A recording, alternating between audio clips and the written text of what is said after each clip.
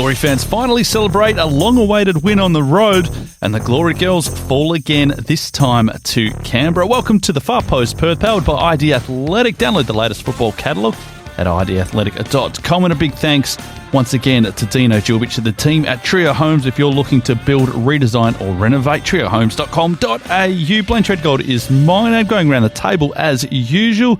Neil Sherwin's back with us. Welcome back, mate. Yeah, good to be back again. Jackson Bassett is across the table. Always good to be here. And James Renton. Thank you, Blayne. No, you didn't get with the boys on an away trip this over the weekend? No, but I fresh. No. But I had I had a call with them basically straight after, and I had a fair bit of fun. No, good stuff, mate. No, very, very good. Plenty to get through, and let's start with our good, our bad, and our ugly. Mr. Sherwin, do you want to kick us off?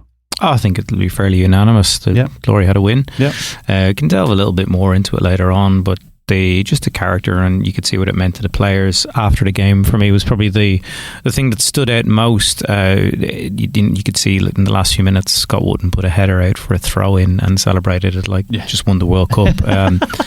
And you could see it definitely a weight off the shoulders, and everybody was pulling in the same direction. And I think that's what I in particular asked for a few weeks ago, was for the players to give us a performance. You know, whatever about you might have as limitations as a group, or maybe not as good as other squads, or anything, at least try and at least care. And I actually saw that genuinely from the group as a whole. So for me, it wasn't necessarily about the performance, because they didn't have a lot of the ball, and the only 2 shots on target they had were the goals, but they got out of there with 3 points, and that was the most important thing.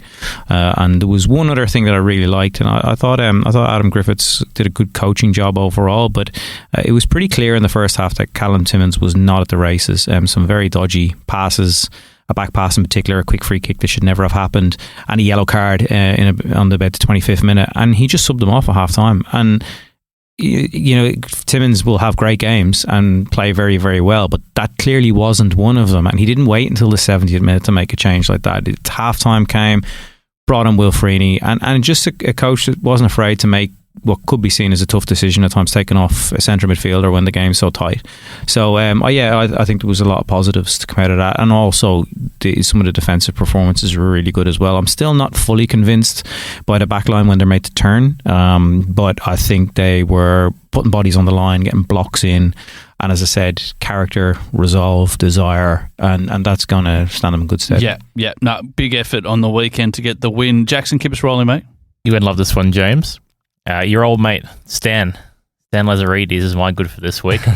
And not only did he get to watch the boys get their first win of the season, don't know if you saw this, but Birmingham City, as part of their 150th anniversary, named, there was a fan vote for their all-time 11.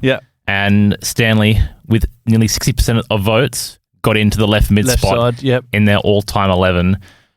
Say what you want about his time as director of football, and we've spoken a lot about it and been critical of it, and I think rightly so. I think it's been fair criticism, but as a player, I mean, I think the older heads can really test this more. One of the best this state has ever produced. And I was also thinking, how many Australians do you reckon would get into an all-time 11 at a European club? Because I don't think there'd be a whole lot. No, I'd have to do a fair bit of... Harry Keoghan in at Leeds. Not these days. Even Viduka, maybe? We were talking outside before we turned on, and I said, on his day, he was probably one of the best left-sided midfielders in the world. Absolutely, in the world, without a doubt. But I know the ill feeling towards Keoghan, but as a player, best players... Who votes? Yeah, I mean, if it was voted by the fans, definitely not. But if you're voting on ability, if it was voted by players, I mean, look, there's players with worse indiscretions who will get into World 11ens. But in ability, Harry Keoghan. Does Viduka get into that Leeds side as a centre forward? Leeds have had fair share of good centre forwards. Lorimer, I mean, they're even before my time. But and then you play 5 in midfield. You have so many good midfielders: Johnny Giles, Bremner. All those play. Gary Speed, Batty. They have Batty. Oh, there's so many options for Leeds in the middle of the park. Even in Viduka's era, you had, maybe not to the same extent, but Hasselbank, Keane, Alan Smith, and then does Edmonton get into a Blackburn? At right back, or right midfield. I mean, Blackburn. That's a really good question. I reckon we might have to come back to this one. Yeah, possibly, because I was actually had a really weird quiz question the other week about showing my weird knowledge of Irish players that have won the Premier League, and my group chat was stumped on who the seventh one was, and it was actually Jeff Kenna who won it with Blackburn in '95, but he only signed for them on transfer deadline day on the end of March and played a handful of games, and they had to actually ask for a medal for him. But he was a really good right back for Blackburn. Henning Berg is another one that was a right back for Blackburn around that time as well. So potentially Emerson. The only one that I could think of, it'd be somewhere like a Belgium, like a Graham Arnold at one of his clubs in Belgium. Schwarzer at Middlesbrough. At Middlesbrough. Or Fulham. Yeah. Middlesbrough, I would say body of work. Yeah. Middlesbrough, probably a shout. Yep. Bosnich at Villa. No. Who? Nigel Spink was way back when. I don't know. I don't know. It doesn't Bosnich jump was out brilliant. at me. Yeah, it doesn't jump out at me. I mean, they've had David James, they've had Emi Martinez, they've had Schmeichel, they've had good goalkeepers. Bit beyond Jackson in my time. Yeah, no, I'm just, as I said, I mean, this is Mr. Sherwin's your encyclopedia. I could sit here for an hour just talking, rattling off there's some great names. If you go to, I think it's sporkle.com, and there's some good quizzes. 442 and Planet Football. Do you know what? That's how I unwind at night before I go to bed. Is it? I sit there and I do like a quiz or two before I go to sleep. Genuinely. Name the players who've scored hat-tricks the last 10 years in the Premier League. I'd never end up going to sleep. All that sort of stuff. I've got the two of them. The two sites are bookmarked on my phone, and they put up new quizzes every day, and I do a couple before I go to bed. Yeah. It's really sad, but that's my wind down time. But we should definitely revisit that, because I could I reckon that's loads a good of one. names. We'll definitely bookmark that. Kiel Schwarzer, off the top of my head, would be two that on ability would get in, I think, to... Oh, Craig Johnston. No. At Liverpool, no chance. Not with the players they've had through the European Cups and everything else. Even but he was part of that, though. Yeah, but even what position? Another one. I never saw him. You got so many. It was just a name that kind of jumped out at me. Yeah, I mean, he played for Liverpool, and don't get me wrong, a good career, but I don't know. Tony DeRigo at Leeds was good. Oh, absolutely. But left back at Leeds. Paducah at Celtic? You're battling against the 1967 Celtic team and players up through the years, and you won the treble with them though, didn't he? Yeah. But he might play alongside Larson, but they had Sutton, Hearts, and players like that all through the years. As I said, we could be here all. We better get going. The studio's booked. Renton, keep going, mate. To sort of carry on from Neil's first point about Glory's win, Brian Kaltak, I thought he was outstanding. Yeah.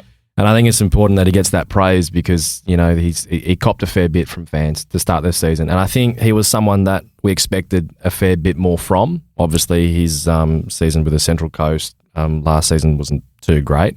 But his performance against Newcastle, I felt, was really strong. Yep. Lockie Rose couldn't really get going. I thought Brian and his last-ditch defending, his positioning, he looked more assured.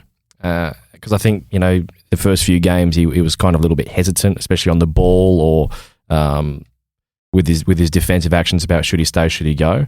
But I thought it was a really strong performance, and some of those goal line clearances, be it that sliding tackle that he made. I can't remember who had that shot, but then literally a minute after, he headed the ball off the line from a corner. So I thought it was a really strong performance, and hopefully we can see. It was Lockie Rose when he went through on goal and went around keeper and had the empty net. And fantastic. And that's what we expect from one of our quote-unquote big signings, and hopefully he and Scott Wood can form a good partnership. It's experience from a defender. Like, if your goalkeeper comes rushing out, you get back on the line, and the same with the corner. His instinct was there, defend the goal. That's what you want from. I thought it was great. Two good examples. My good lads was just Adam Griffiths. I think he's just held himself. You've given him the job, haven't you? Well, I'm on the train. I've got to admit, I'm on the train, and the reason I'm on the train because his record's as good as any manager coming in at this stage. I can't say why he shouldn't get the job. There's nothing that points to me why he shouldn't, or it shouldn't be firmly in the window at this stage.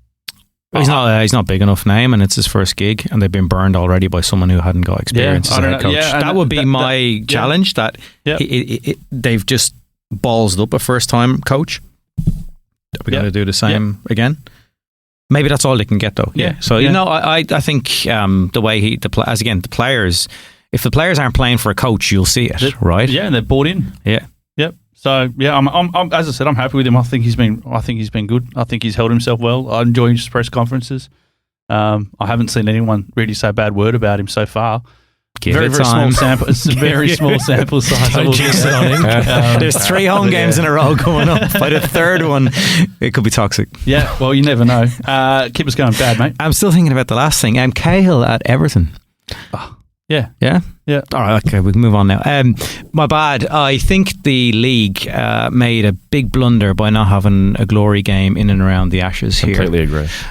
There's no home game. You had the international break, which they can't do anything about. But now back-to-back away games. So you're looking at 3 to 4 weeks without a game in Perth. There are a load of Brits here who don't know that glory are a complete basket case. They would just go watch a game of football, and you saw the flags with all the different clubs. It's like a badge of honour that your England flag has to have your football club's badge on it as well. Yeah. Loads of retro shirts in the crowd. I spotted a beautiful Sheffield Wednesday Benito Carbone away shirt. Football porn right there in Optus Stadium. And like, it wouldn't even matter if it was 8 o'clock at night, because they're used to going to games at that time, and the weather would be lovely, and they could get from one to the other and just try something. Give it a crack. What's the worst that can happen? We get 5,000 or 6,000 again. Oh no! Just go out there, guerrilla marketing, free tickets, whatever. To buy one, get another one. I think $20 tickets if you've got an Ashes ticket. You know, something like that. Yeah. They would have jumped on. The Barmy Army would have flogged them. Yeah. As cringe as I find a lot of the stuff they do, they would have just. So they had a stall pitched in outside the Globe in the city for a few days. Yep. I was tempted to throw eggs at it from my office window, but I resisted. But you could have done something like that, right? And just give it a crack. Even if you got a few hundred of them with singing songs and bringing flags and let them in and have a good time. I think in a perfect storm that may have been the plan, but then of course we had the late fixture, we had the dropping of Western United, so I mean maybe that was a sacrificial lamb. I still think that should have been looked at. You've got 4 years notice of when it's going. True. When was Perth shifted to being the first test? Ages ago, right? So long before the fixtures were even in consideration. That should have been circled in the diary. And I think I read something that Brisbane don't have a home game in and around when the test is there either. And like, what are we doing? You got to leverage these once in a 4-year opportunity. And it'd be same. The rugby league World Cup is here next year. Now I know that they're using the same stadium and whatnot, but remember that people aren't just coming to Perth for a day or two. Like we have 3 English games. Well, my other half has family here from the UK and they've made a month of it. Because they've come to visit people and they're in Perth for 4 weeks. There's not a glory game on while they're here, not a single one. And he came to her uncle came to the Socceroos with me against Japan, and he took me to Middlesbrough, so I owe him a terrible game. Sunderland. He took me to Sunderland. I owe him a disaster. So I wanted to take him to glory, but there's no game, right? For 4 weeks, pretty much. It's really a real missed opportunity, and it's not on the club because the club don't make the fixtures. They can request it. Maybe they didn't request it, but I think that the league should step up and notice these opportunities when we get them. They're very rare. Jackson? Victory, bad. Really bad. They're on the nose, mate. They were lucky not to be my ugly this week. Yep. They were my ugly, but I'm happy about it. They got thoroughly outplayed in the rain. According to FootMob, 6 big chances for Sydney, 0 for Victory. Their win-loss record, goals scored and conceded, it's all level with Glorious. So I think that tells you all you need to know about how they're going at the moment. There's so much attacking talent there, and they just can't quite get it to function at the moment. I don't know how they get around that. Maybe the coach has to go. Maybe Aloisi, or maybe just Kisnorbo go back. There's a lot of, not a chance. Not a chance. There's a lot of question marks there about how they go forward and try and rectify their issues, but they need to do it quick or dealers will be out the door. Isn't one of the big issues though? Their striker shit. Why haven't they not brought in a top striker the last few years? That's where I'm going with that. That with recruitment and everything else, that was a glaring thing for me. They put a lot of faith in him, and even when he played here against Kingsway, he was dog shit as well. He was really, really bad. I just don't think he scores goals. And I know their win here was probably papered over a lot of cracks, right? He's in big trouble. Definitely, I agree. Yep. There's still enough there other than the striker, though. They've got Genre, Grimaldi, Mata. But is that enough? Like, I think that's enough. That's enough around a striker, even though What does it say about the striker though? If you've got all that supporting cast and you still can't score goals, I just don't rate him. I would expect some of the supporting cast to chip in a bit more as well. That's probably the bigger point. That's fair. The other thing on Victory is that like they still got the North Terrace shit going on as well. So it's a real it's not just on the pitch. That's simmering in the background still as well. Their crowds aren't great. No, it's a bad time for them. Neil might giggle at this, but Jackson's already sort of tipped me off with wearing the United shirt, but they're my bad.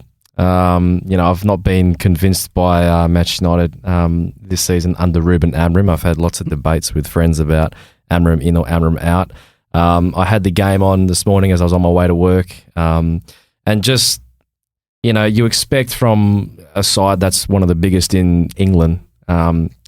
Even though, yes, we've performed poorly over the years, it's been well documented. And since Sir Alex Ferguson's left, it's been a disaster. But I think this was one of the poorest performances that I can recall of United. And I think it raised a lot of questions about, that it's kind of that broader philosophical tactical point in terms of should you be pragmatic or should you be stubborn and stick towards your ideals and your style of play? And the fact that when Everton went down to 10 men, we were like, no, we're still going to play with a back five and we're still going to have all these defensive players on the patch. What the fuck was that all about, though, that sending? I don't know. Kieran Dyer and Lee Bowyer. It was bizarre. It was bizarre. But, I just thought the optics of the game itself and how poorly we performed and just that kind of this stubborn notion of I've got to stick to this back three. I'm never going to change the back three. Not even the Pope will get me to change from playing this back three. I'm like, dude, you are dying on this hill and you are probably going to get killed because of it, mate. Yeah. Because I can't see any real progression. Yes, there were players that were out injured, but yeah, an embarrassing performance. Really good stat for you on it, because I came prepared because I knew this was going to come up. It's the first time United have lost a Premier League game at Old Trafford when the opposition has had a player sent off. It's also been David Moyes' first win at Old Trafford. In 18 goals for Moyes. But 46 games prior to this, United had never lost at Old Trafford in the Premier League, when the opposition had a player sent off, and Everton's only shot on target. He's going to break that half-time record that we have at Old Trafford. It's great. He's it's fantastic. Keep it long, may it continue. I'd love to have some sympathy, but I really can't. My bad, boys, is the Perth women played 4-1-1, lost 3, conceded 9. They're away this week to Melbourne Victory, really tough place to go. Seems to be, if they're not careful, they're really going to, obviously, they've had a bit of a difficult start, so many away fixtures, but if they're not careful, they will slip and it'll be very, very hard to catch up. So, need to get some points in the bank, and just the failure to grind out some results and this and that on the weekend. They were, I don't think they were much chop at all. I think they'd be the first to admit it. Oh, well, we will discuss this probably later on, but they were pathetic. Yep. So the defending was terrible, and just it's not what we expect from this side. They're missing some key players, and yes, it was a makeshift back four with I think Emma Tova slipping in next to Onyinenchi Zog, but just a terrible performance that lacked any real sort of bite going forward, which has been a bit of a change from what we've seen the last few weeks, where we've had some opportunities but not been ruthless enough. It's disappointing. It's not been good enough. It's disappointing because we were looking forward to seeing when this team's going to kind of start rising. So when's it going to start? Yeah, I don't know. Yeah. I think there'll be some soul searching throughout this week. Keep us going, Sherwin. Ugly, mate. Yeah, really quickly. I'm not going to elaborate too much on it. Just Wellington's crowd of 3,677. What's going on there? Well, MacArthur are not a draw card anyway, and I get that, but just how many members? Surely they've got more members than that, though. Like, do you know what I mean? Do they? Well, sure. Is there an appeal for Wellington? Like the Phoenix? Is there an appeal for them? We've had that conversation so many times over the years. Boot the Knicks, all that. Yeah, but I don't know. Like, you just think, and in that stadium is it's a terrible viewing experience. Yeah, I've never been, but but just watching it on the TV, you're not more like inclined to go, are you? There's got to be. I mean, considering how big a rugby country that is, there's got to be. Even Auckland's crowds are on the nose. To be fair, well, 12,000. Yeah, but it's still not. It's still kind of on that decline, I feel. Well, they're just leveling off to norm after season one. I think that's what it is. If they can sit at 10, 11,000, 12,000. I think that's But nothing else to say. It's a crap crowd, really. That's all. Yeah, no, fair enough. Jackson. Man United were my ugly. Even with Everton self-sabotaging and Idrissa Gueye doing his best Will Smith impression. Yeah, it's just to lose when you have the man advantage for 75 plus minutes, and it's a massive opportunity. Other teams had lost. Liverpool had lost. City had lost. I know City are a bit further ahead than us, but a bit better than us as well. Yeah, of course. But there was a chance to stop worrying about teams that are in the top three. Come on, it was a chance to make up some ground and close in on the top four. Would have gone to 5th with a win, and now we're in 10th. And right in amongst that mix of teams who are trying to leap up into the European places. So, big missed opportunity, real disappointing after a couple of good weeks of what looked like a bit of momentum and uptick, but now it seems like it's back down to reality. Still above Liverpool, though, so it could be worse. That's a great achievement, to be fair. I'll just be quick. Melbourne Victory. I think Arthur Dills is in big trouble. Again, we can talk about their recruitment, but just that performance against Sydney was deplorable. And if I'm, their board, their hierarchy, I'd be going, is this really the right guy to take us forward? Is this team good enough as well? Is our striker good enough? There's been plenty of discourse about Nikos Virgos. So, lots of problems at Melbourne Victory. I'm going to start a bit of a EPL theme. Not what was ugly, but what will be ugly is Leeds v Man City next game up. Where is it? It's at Leeds, at Ellen Road. Banana skin. Yeah, no, we were good, I thought, against Villa on the weekend, but just struggling to these matches that we're well and truly in, just struggling to get anything from. We hit the relegation zone without playing a game on the weekend, and that's where we sit now. There's some big results that kind of tipped us down there. So, looking a little bit ugly, and some really tough fixtures to come. The Man City Yo-Yo Club, Brighton, Man City. Who else we got? I think we got Chelsea in there as well. You're in trouble. I think we're in. But we spoke about this weeks ago. Who's your striker? Yeah, again, Calvert-Lewin. So no, you're 100% right. You're 100% right. It's not sustainable. Some big pressure on Farker though, and I don't know what that looks like now. Does he go before Christmas? Can he get anything out of this little period? I can't see. I can maybe see a point at best out of the next 4 games if we're lucky. We're in strife at the moment. But anyway, we'll end on that note. We'll take a quick break and we'll come back on the other side. We'll take a deep dive into what's happening at Perth Glory after their 2-1 win over the Newcastle Jets. What a run! This could be the one! It's in! That's what it's all about! And when it comes to sports gear that helps you perform your best, ID Athletic has the winning formula. From grassroots clubs to elite athletes, ID Athletic provides high-quality sporting apparel, screen printing, embroidery, and made-to-order promotional products. Proud sponsors of the Far Post Perth and passionate supporters of WA community sport. Visit ID Athletic at 84 Howe Street, Osborne Park, or online at idathletic.com. ID Athletic. Build your identity. Tired of the same old cookie-cutter home designs? Dreaming of a space that truly reflects you? Then it's time to talk to the team at Trio Homes. Whether you're looking to build your dream home, redesign your current space, or simply renovate, Trio Homes is committed to unique designs, local personalised service and quality workmanship. And with former Perth Glory star Dino Julbich at the helm, you'll know you're getting passion and dedication built into every project. Discover the difference with Trio Homes. Visit triohomes.com.au. Part 2 of the Far Post Perth podcast. Big thanks to ID Athletic and, of course, Trio Homes. Boys, it was mentioned in the good, bad and the ugly just before the break, but it was a good win. It was a good performance. There was effort there on the weekend. It wasn't pretty, don't get me wrong, but I mean, as far as giving the fans a bit of something, a little bit of hope, and I mean, I put in on the Perth Far Post Perth socials a little bit tongue-in-cheek that Perth's only a game off the 6, believe it or not, because it feels like that we're a lot further off than that. But I mean, some results over the next couple of weeks. I know, hope's the one that kills you, but Yeah, I thought it just put us in a pretty good place. I think the fans had a pretty good feeling going into work on a Monday morning. Yeah, you take a win, and that has to be the big takeaway in itself, because the fact that we've struggled to win games, period, in the A-League, not just this season but in previous seasons, that has to be the first takeaway, and it can't. Not a lot can be taken away from it.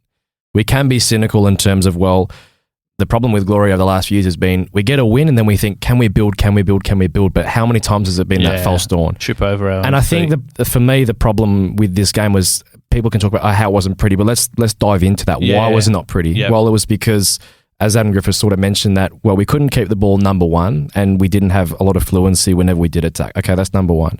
When we didn't have the ball, they kept killing us down that left-hand side of theirs, and Adriana Labib was getting pulled out all over the place at right back. Griffo did make a good change at halftime, and then from there, we did manage the game a lot better. But I think if we're wanting to take that next step and ensure that this isn't just a one-off against a side that's, let's be frank, Newcastle have been pretty crap this season and leaking goals for fun. The real test will come against the likes of MacArthur and Sydney FC and maybe even Adelaide in these next 4 games that we have, to see, can we play better, in particular on the ball? Can we get Tom Lawrence involved a bit more? Can we get more shots? Because having only 2 shots on target was pretty poor, and a lot of the numbers haven't been too great. Defensively, we look good. So Adam Griffiths is making a good claim to be the next guy from that point of view. But I think for someone that wants to be that possession-oriented coach that he has said quite a lot in the media, we need to see a lot more in that regard, I think. Some names, and you kind of mentioned this, Neil, Cal Timmins in the midfield there. Is Pennington just going to come in there now, do you feel? I mean, is he ready to... well, how long more does he need? Yeah. He should be one of the first names in the team sheet as far as I'm concerned. Yep. But he's had a slow pre-season and start to the season. But yeah, he should be in the team, without a doubt. And maybe that's a change. And it's not a case of, you sideline Timmins now.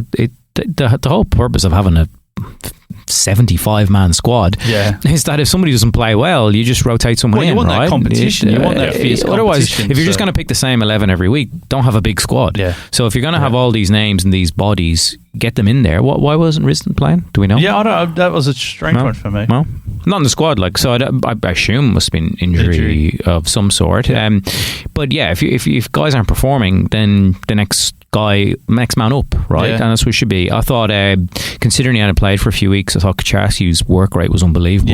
It was a ball he chased into the right channel towards the end of the game, where he was second best to get it, and he got his body in front and he held the ball up and he drew some contact, and it was just smart hold-up play, and that's that sort of work gets you results, gets you over the line, and that desire in the 90 whatever minute after missing a few weeks.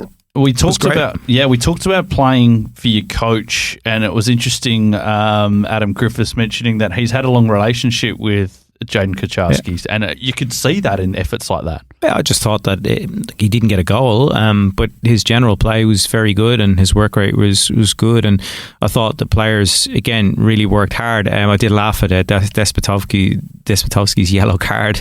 Could have picked up 2 yellows for that. First a drag back and then the second booting the ball out of the stadium. He's got to stop playing as a winger. Let him play in that number 10 sort of position, so he's not having to do the dog work up and down, because he was getting gassed after about 20 odd minutes or so. But no, if he's assigned the role, you play the role, and I think that's what they did well at the weekend. Again, it wasn't pretty, but I didn't expect it to be. I expected them to concede a few goals. I didn't think it was going to be perfect. Lawrence took his goal superbly. 1 chance goal. He's already done more than Sturridge, and so that's definitely a positive. Taggart came off the bench and hit the crossbar and looked good. Hopefully his issue is not going to limit his minutes over the next while, because you need to get him and Lawrence together in the team regularly rather than one coming on from the other. Yeah, I mean, and this is why I'm a little bit optimistic, because we've still got these guys to come back in full-time capacity. Your Penningtons, your Amos, your Sam Suttons, there is going to be some real competition for spots, and if guys are going to sit on their hands and not push, then I don't think Adam Griffiths, as we saw on the weekend, is going to really kind of showing a restraint in putting guys on the bench. Yeah, 100%. I'm curious to see when all the attackers are fit, how that all fits together, because we've seen Lawrence in the 2 games he's played up top, one with Taggart, one with Kucharski. When you've got him, Wales, Taggart, Kucharski, when they're all available, then how does that kind of work? Does Kucharski maybe go on the right? Does Lawrence go play out wide on the left, and you have Taggart and Kucharski up top? That's the thing I'm most curious about, and I can't wait to see them all together on the pitch. Well, we've seen it before, haven't we? Like, it's a bit of a paradox of choice that, you could spoil the whole thing if you do have too many options. It just could, creates more confusion. For as much as I've shat on the system and our behaviours and habits when we have the ball, if you have someone like Sam Sutton at left wing back, who's a pure attacking kind of fullback, and he's running alongside Tom Lawrence and he's in that left inside channel with Jaden and Tags and Wales, it should naturally improve our dynamics and our progression and the amount of chances that we create. So I think it'll be important to hopefully see someone like Sam Sutton back in the side, and that front four that a lot of the fans were getting excited by in the off-season. If we can see that, and it can work in tandem with good system and behaviours within that model, then we should be seeing an influx of more goals and hopefully more wins. One guy that probably won't get too much of a mention, but probably deserves it, because I'd say the best way to describe it is busy, and that's Shabel Shamoon. I think he's been okay. I think he's been doing a job. So, I mean, this is what I mean about, do you disrupt that to bring back in a Sam Sutton straight off the bat, or do you kind of the only thing with Shamoon as a complementing role almost? He's right-footed, right? So left back, it doesn't give you that balance. But he won the most duels in the game at the weekend. So he did his job as a defender. He won his battles. And I thought he was largely very solid, and no complaints. And he's 21, he's a young fullback that's got good years ahead of him in the league. And you've got Labib on the other side, who's another young defender. And then you had Bozanovsky in midfield, who's a young midfielder. Despotovsky, these guys. Fox came off the bench, so he's clearly in the frame for minutes. Freeney, Kucharski's, I don't want to say he's young. He's like 23 is a little bit too outside the young bracket for me. But good young players that, why should they give up their spot? Yeah. And that's also what you want, right? That the young guys go, I think I've earned this spot. I've been in the team. We're starting to win games. I'm not giving it up. What concerns me as well is guys like Labib, that they're at that stage of their career that they need to be playing week in, week out, 90-minute football to be able to progress. Well, Majeka is another one. Majeka Dummi's another one. Has to be playing. Well, exactly right. So, and this is where I get a little bit funny, because I'd hate to go down the same line as we have with a Jalen Pearman and that kind of thing, that these guys just go, right, I'm just going to go and we don't get anything for it. And this is all part of the business of football. Well, I think what we've seen with 2 coaches now is that it's Caltech and Wooten. That's it. You build your team around them two. You build from your 2 centre backs, your 2 experienced players, and you build your full backs around them. They've used different right and left backs. They've used different midfielders. They are your 2, the constants. Zrilic thought it. Clearly, Griffiths thinks it as well. So that doesn't leave a natural position for Labib, Majeka Dummi, anyone else, Fox even, to play at centre back. If these guys are fit, they're going to start week in, week out. And I get it, because you need those experienced players in your spine, especially if you've got injuries and chopping and changing and whatnot, and you see them as leaders. But it doesn't leave any opportunities for young centre backs. That concerns me. The better question is more so about squad composition. And from what we've done the last few years in terms of where specifically do we see each player in both the short and long term, let's say with our young players, is there a defined pathway for them rather than just being used out of necessity? I think that's a question that, we can ask someone. Well, I can't see one. But that's the thing. No. It's like when you've got young West Australian players that are wanting to make their breakthrough into the team, someone like Adriano Labib, he's not going to do that at right back. He's going to do that at centre back. Same with Caleb Majeka Dummi, yet there's not been a defined pathway for players like those two. And I think that's something that maybe we can ask someone like Stan, because you've got a squad of 34. Do we really need all these players that we do have? Could we have been better served by having Wooten and Caltech, and then let's say Labib and Majek as your 2 centre backs to provide that depth and competition? I mean, is this? Do we get to a point that we just play Labib as a right back? Do we just slot him in there to be able to give him the minutes, build his worth, and everything else like that? You see it all the time. But is that going to get the best out of Adriano?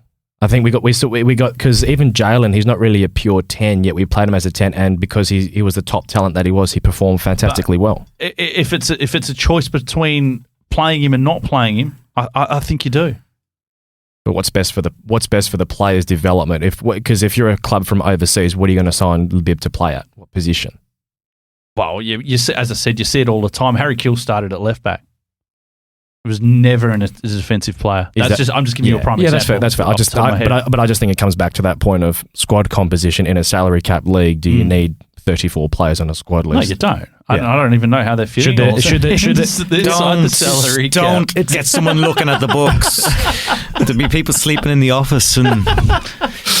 But it's an important question about planning, though, right? Because it's like, when the cap comes in next year and that's that hard cap, it's like 34 players, and it's like, can we have a bit more of a defined pathway for both our experienced guys, those mid-age tier kind of players, and then our young guys as well? I think they worked themselves into a hole, because listening to Anthony Radic speak on the podcast today, he said that they got it wrong with Rilic, that they loaded him up with too many young players, and they needed to bring in experience. So now they've brought in experience, but the problem is the likes of Blair and guys like that. Bagaria didn't get on at the weekend. These guys were signed on 3-year contracts.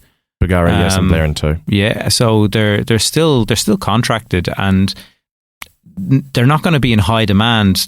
To your point, Blayne, if they're not playing, like if they're not on the pitch, they're out of sight, out of mind, and people don't know what they look like. There's no NYL anymore for them to get minutes in. 100%. So these guys are just simply, the NPL is not on at the moment. These guys are just simply not playing football, which is a disaster, right? Especially for someone of Labib's talent. Yeah. But even the likes of Blair and that, and like I haven't seen much from Blair to suggest that he should be playing, but I also think I feel sorry for him because he comes in cold, right? And Suleimani as well.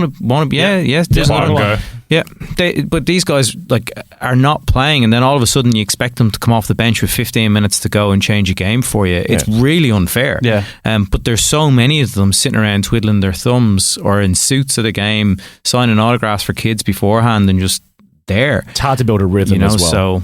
So they I think we're in the middle of addressing a major fuck up in recruitment, right? Where they got it completely wrong, and now they're loaded up with a load of young players that are contracted. They had to bring in experience on top of that, and it's just left a big melting pot of everything. And how do you everything? I guess another name that you've got to start thinking about too. I know he's on the long-term injury list, but he'll probably play some minutes and want to get some run back in the legs as well. And where does Joel Nasmo fit back into it? Again, it comes back to that question of, planning and where's the opportunity going to come from.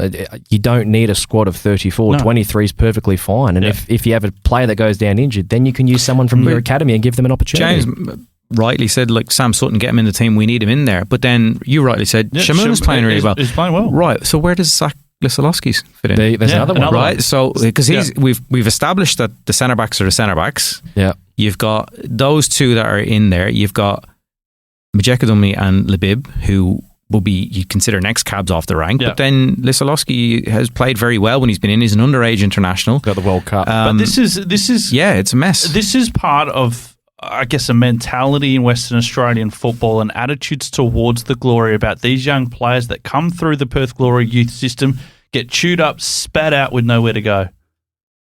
And this is a serious conversation that's been happening around the NPL and around the academies locally for years. Yeah. Well, I think that they signed, again, going back to it, they signed, and it was called out at the time, too many players from over east, the young players. They were untested in the A-League as well. Promising them the world, and what player's not going to come over on a 3-year contract and get told they're going to play? It's great for them. Brilliant opportunity for them, but now they're just sitting there, and they're part of one of the biggest rotations you'll probably ever see. There's probably about 10 to 12 lads who might see minutes every month, every 6 weeks at this stage, unless there's another massive injury crisis. But even still, there's injuries at the moment, and a lot of them, like Kwango, came off the bench, but then isn't in the squad the next week. Guys are pulling up at the end of the game on Sunday as well. How's that doing their development? I mean, Kwa's come through the WA structure and played for a few clubs in the locality, highly touted, went to overseas, all of that, and now his development is stunted. Yep. Completely. And what will happen is he'll get 2 or 3 years older, and then the next. It's like that scene from The Simpsons where the cute young sheep comes in and they're like, and boot the old to the side. That's what we're in danger of. This is the thing as well. The NPL side, after almost getting relegated last year, they finished in the top 4, and you would have thought, oh shit, you want to try and reward some of these players with an opportunity in the first team because their performances hadn't improved. But even still, they've not even had an opportunity to be in the team environment itself yet. Where's their pathway? Yeah, there's a couple of underage internationals, under 17s, and that just sitting there who will not see the light of day. I think we'll probably address this later on in the year and whatever else. But next off season, some of those contracts will be expiring. I would expect there will be a massive see you later, thanks, or potentially some mutual termination window goodness. You might get a couple of retirements. You might get a Rizzo or someone like that retire. Brandon O'Neill, I'm not sure where he's at. Yeah. Have Scott Wooten, Caltac. I mean, they're starting to get a bit long in the tooth. They're serviceable, don't get me wrong at this stage, but just they might start looking towards those areas. If you're a young player, do you wait around just in case that happens? No. Value your career. You'd look to get out of here. Absolutely, especially if you're up and coming. Yeah. Boys, let's talk a little bit before we shift on to other things. Coach-wise, we did mention Adam Griffiths. Any new revelations? Obviously, we did have Anthony Radic on box to box with Michael Edgley. I think it was like, we're in several discussions, or in discussions with several candidates or advanced discussions or something like that, but nothing has been finalised, obviously. But as I was saying to you before we recorded, Blayne, I think it's kind of that soft kind. Well, I guess the big rumour in the week, and we were talking about this before we came on air, was John Aloisi, as I understand, was a guest of Levita Homes, who is the major sponsor of Perth Glory at the cricket. So, I mean, do you put 2 and 2 together? Is it a coincidence? I don't really know what's going on there, but I'll throw that out there to do a bit of fishing, Mr. Sherwin. Aloisi just saying, I'll think about it, and then taking his tickets and going, nah, see you later. I'm off. Bye. Nah. Hope he didn't have tickets to day 3. Give it to, well, I think it's most likely they're going to give it to Griffo. Has to be. Is everyone okay with that, though? I mean, till the end of the season. But, and this is why I'm okay with it, as I keep going on about, give him till the end of the season, throw some KPIs in there, and go, hey, if you can hit these KPIs, we'll, I think the optics long term will look shit, and it will be.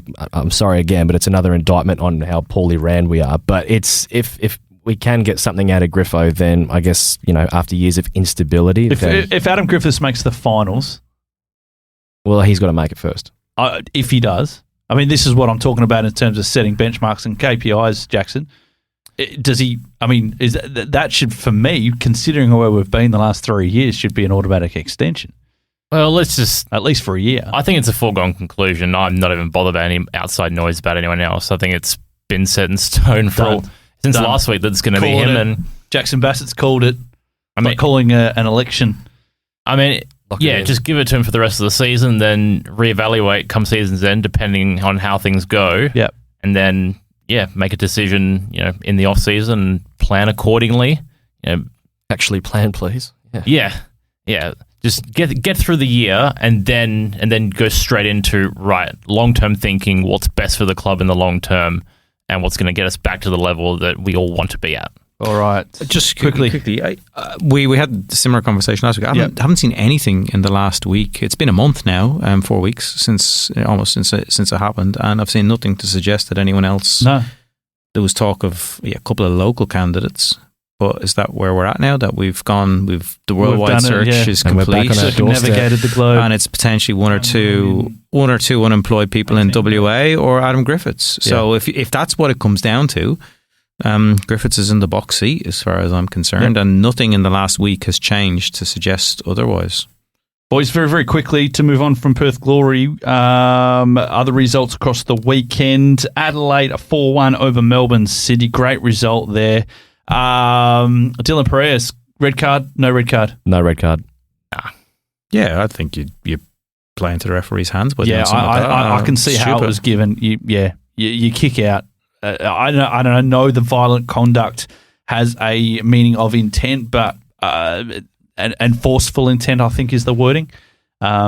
It was an awkward one. I don't think it was I don't think it was really No, but I think it was stupid. I thought it was stupid, but it's a yellow. Yeah. Well, yeah, I can see how it was given. Wellington, Neil MacArthur won. Any thoughts quickly?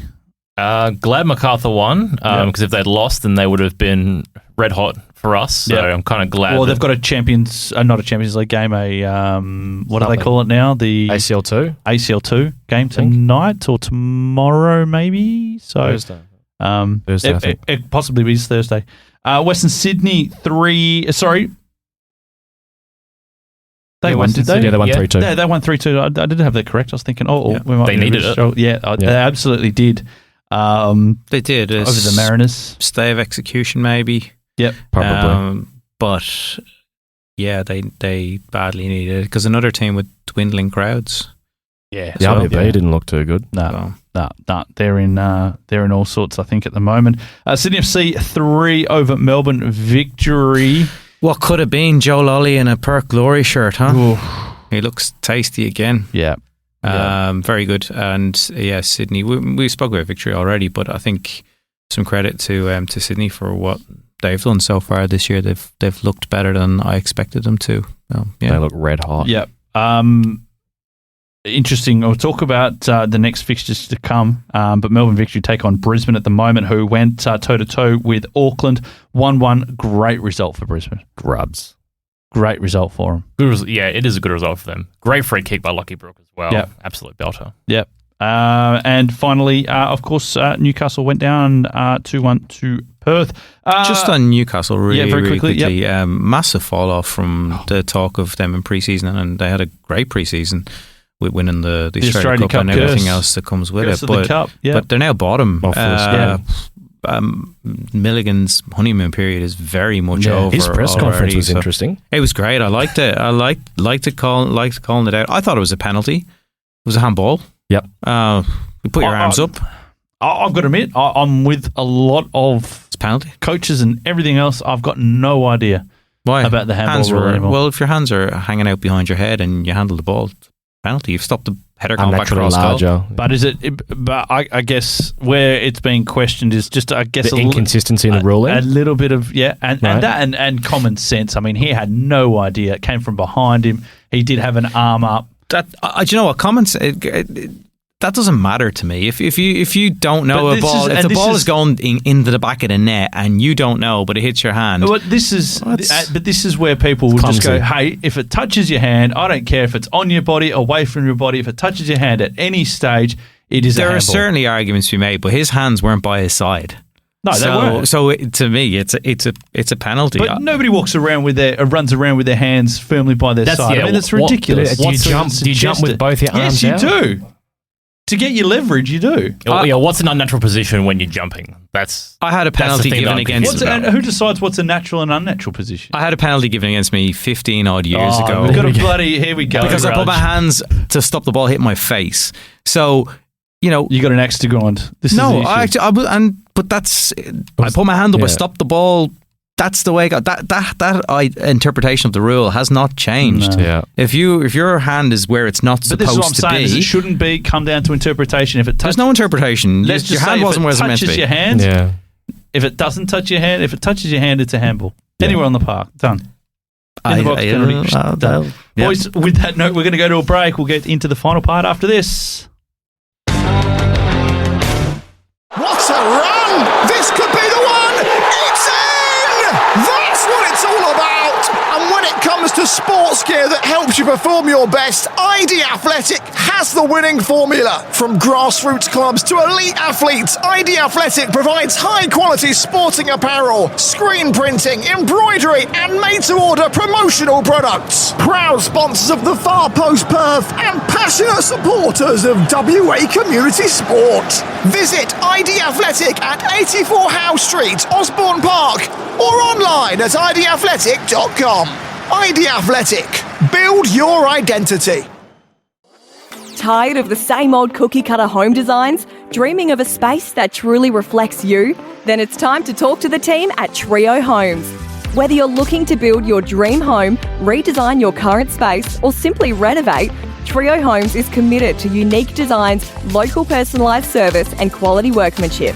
And with former Perth Glory star Dino Julbich at the helm, you'll know you're getting passion and dedication built into every project. Discover the difference with Trio Homes. Visit triohomes.com.au.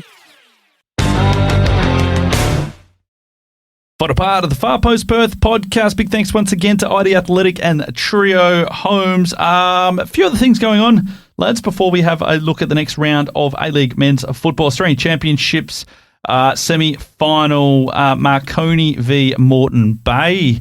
I've got to admit, I've been a little bit impressed with Moreton Bay. They're punching above their weight, I feel, making the semi-finals of this competition. Jackson? Yeah, I'd like them to go on and win it, to be honest. I can't see them doing it, but... Very unlikely, but out of those four teams, I think if you gave me the choice, then they're probably the ones that I'd be rooting for. Yeah, I think that's going to be a cracker between South Melbourne and Heidelberg, though. What annoys me, though, is this neutral venue for semi-finals and finals. Stupid. What's the venue? Well, they're going to be neutral venues, apparently. Have they decided yet? Well, where do they play this, then? In Melbourne? South Melbourne... Surely they just play at Lakeside, but it's not a neutral venue. Just have it there. Try not overcomplicate it. Just have it at the home ground. Yeah, and then Marconi have it at Marconi. Well, yeah, it did say. I'm pretty sure it did say neutral venue. Yep. Rather than kind of at the choice of the league or whatever. So yeah. Anyway, we'll see how that goes. It's two big games. I think it's going to be pretty good to catch up with. Of course, we did mention Perth went down to Canberra in the A-League dub. Melbourne Victory this Sunday. Geez, you got to get something out of this. Something. We've got it. I mean, we've got one win in 7, if you're including the back end of last season as well. It's like we've got a good enough team. Yes, we didn't have all the cattle out there. I think we didn't have Izzy Dalton. I think we might have had a few others that we're missing as well, change the shape. But got to start getting wins, especially away from home. It can't just be a one in the blue moon thing.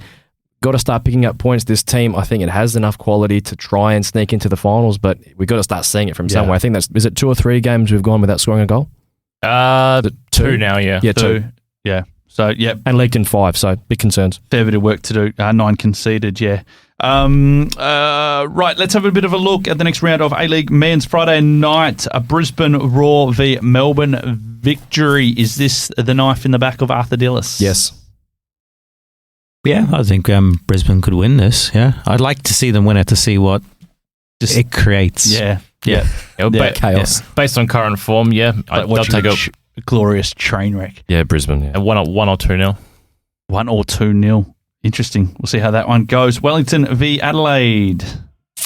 I thought Adelaide were going to get belted last week and they won, so I'll say Adelaide. Yeah, we'll go and just could be another bad time for Wellington. Yeah, Adelaide got all the momentum, so yeah. Adelaide. Yeah, Adelaide for me. Central Coast, Melbourne City. City do this even after a Champions League game tonight, which they won against Johor, featuring WA's own Shane Lowry. I think they will be, what day? It's Tuesday. They'll be fine by the weekend. Yep. That was I'm pretty sure it was at home. It was at Amy Park, yeah. Yep, cool. Western Sydney, Sydney FC. Sydney. Yeah, it's got to be Sydney. I'm going to say a draw. Yeah, I think I think you throw form out the window in the Sydney derby. And I know I mentioned about Wanderers' attendances and whatnot, but I think this is the sort of game that they, as in the fans and the team, and that will rise a little bit above where they're probably realistically at the moment, and that extra 10-20% could put it up to Sydney. But I wouldn't be also surprised if Sydney absolutely battered them because they're playing well.